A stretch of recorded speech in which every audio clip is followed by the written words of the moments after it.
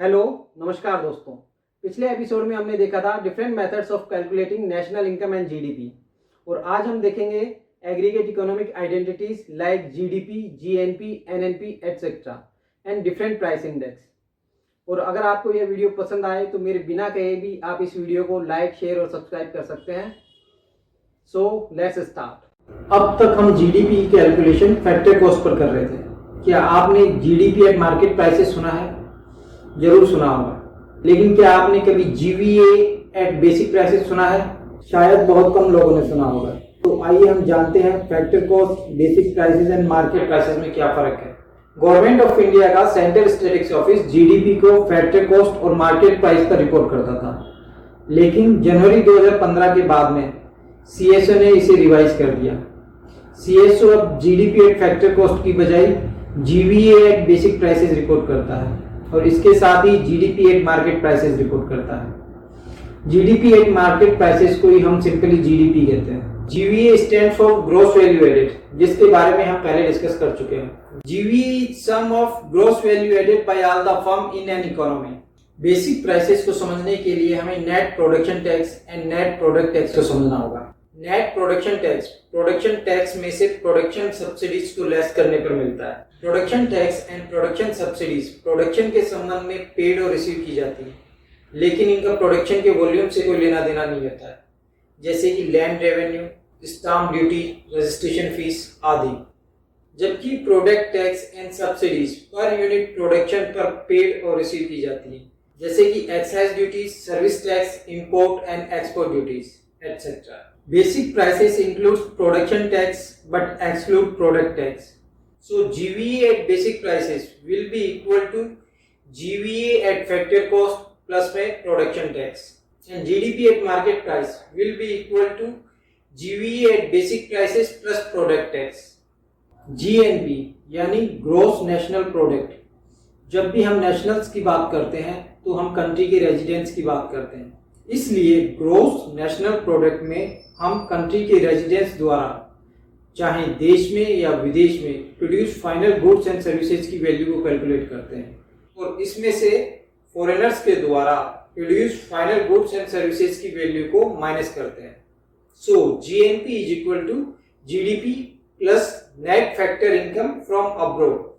Net factor income from abroad means अपने देश के लोगों द्वारा देश के बाहर कमाया हुआ पैसा माइनस विदेशियों के द्वारा अपने देश में कमाया हुआ पैसा। So GNP is equal to GDP plus net factor income from abroad. So GNP equal to GDP plus factor income earn by the domestic factor of productions employed in the rest of the world minus factor income earn by the factor of productions of the rest of the world employed in the domestic economy. So GNP is equal to GDP plus net factor income from abroad।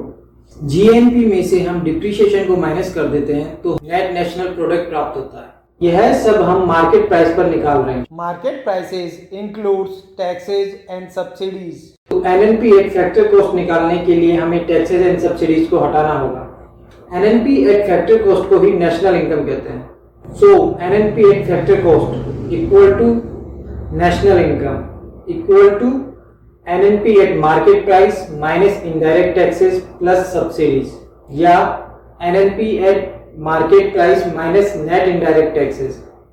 Net indirect taxes means indirect taxes minus subsidies। National income को हम further categorise कर सकते हैं, जैसे कि personal income, disposable income.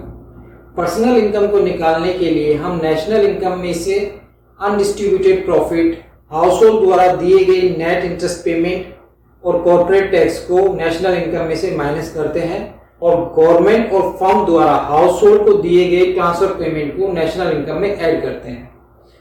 So personal income is equal to national income minus undistributed profit minus net interest payment made by the household minus corporate tax plus transfer payments made to the household by the government or the firm। Undistributed profit means ऐसा profit जिसे distribute नहीं किया गया है, जैसे कि कंपनियां कई बार अपने शेयर होल्डर्स को प्रॉफिट डिविडेंड के रूप में डिस्ट्रीब्यूट ना करके इसे रिटेन्स अर्निंग के रूप में रख लेती हैं और इसे फर्दर इन्वेस्ट कर देती हैं। कॉर्पोरेट टैक्स फर्म द्वारा फर्म के प्रॉफिट पर दिया गया गवर्नमेंट को टैक्स है। इंटरेस्ट पेमेंट, हाउस होल्ड कई बार गवर्नमेंट और फर्म से एडवांस लेते हैं और इस एडवांस के बदले उन्हें इंटरेस्ट पेमेंट देना पड़ता है, और कई बार गवर्नमेंट और फर्म्स हाउस होल्ड से लोन लेती हैं और इस लोन के बदले वो हाउस होल्ड को पेमेंट चुकाती हैं। सो जो हाउस होल्ड एक नेट इंटरेस्ट पेमेंट करता है उसको हमें नेशनल इनकम में से घटाना होता है। ट्रांसफर पेमेंट्स हाउस होल्ड को बिना किसी गुड्स एंड सर्विसेज के बदले दिए जाते हैं, जैसे सोशल सिक्योरिटी बेनिफिट्स, बेरोजगार भत्ता, पेंशन आदि। Personal disposable income, house hold की पर्सनल इनकम में से taxes and non taxes payment करने के बाद में जो इनकम बचती है वो पर्सनल डिस्पोजेबल इनकम होती है। Non tax payments like Medicare deductions, social security contributions etcetera. और इस पर्सनल डिस्पोजेबल इनकम को हाउस होल्ड चाहे तो खर्च कर ले या इसमें से कुछ पोर्शन को सेव कर ले। अब हम नॉमिनल एंड रियल जीडीपी की बात करते हैं। रियल जीडीपी में हम गुड्स एंड सर्विसेज की वैल्यू एक कांस्टेंट बेस ईयर के प्राइस पर इवेलुएट करते हैं। यदि रियल जीडीपी में चेंज हुआ है तो हम कह सकते हैं कि वॉल्यूम ऑफ प्रोडक्शन में भी चेंज हुआ है। लेकिन नॉमिनल जीडीपी जो कि प्रिवेलिंग मार्केट प्राइस पर इवेलुएट होती है, यदि उसमें चेंजेस हुआ है then we can not necessarily say that volume of production has undergone changes, क्योंकि हो सकता है प्राइस में इंक्रीज होने की वजह से नॉमिनल जीडीपी में इंक्रीज हुआ। GDP deflator, the ratio of nominal to real GDP is called GDP deflator.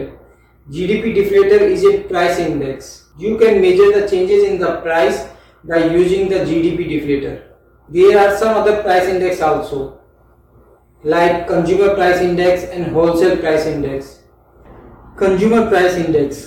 Consumer price index में हम एक given basket की वैल्यू का एस्टिमेट करते हैं, लेकिन इसमें हम 2 सालों को कंसिडरेशन में लेते हैं। एक तो बेस ईयर जिसको हमने बेस ईयर माना है, उसमें उस गिवन बास्केट की क्या वैल्यू है, एक करंट ईयर।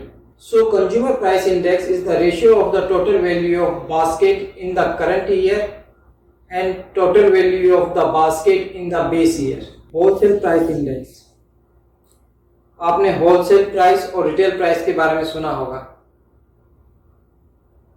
जब किसी एक व्यक्ति को अपने घर के लिए 1 किलो प्याज चाहिए तो उसे यह प्याज रिटेल प्राइस पर मिलेगा, और जब किसी एक बड़े व्यापारी को बड़ी मात्रा में क्विंटल्स में प्याज चाहिए तो उसे यह प्राइस होलसेल प्राइस पर मिलेगी, क्योंकि वह बल्क में इन चीज़ों को खरीद रहा है।